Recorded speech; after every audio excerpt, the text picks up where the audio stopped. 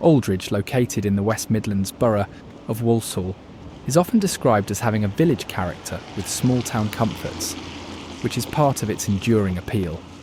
Although it has grown over time, Aldridge still feels more relaxed and close-knit than nearby urban centres.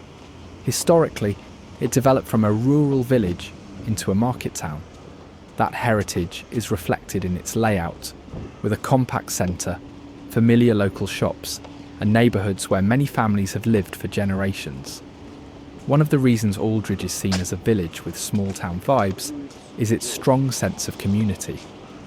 Local events, schools, churches, sports clubs, and social groups play a big role in everyday life, and it's common for residents to recognise one another around the town centre.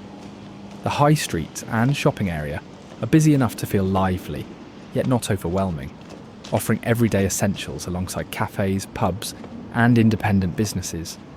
Aldridge is also known for being green and family-friendly, with parks, open spaces, and nearby countryside walks that help maintain a slower pace of life. Despite this, it is well positioned for travel, sitting close to major roads that connect it easily to Birmingham, Walsall, Lichfield, and the wider West Midlands.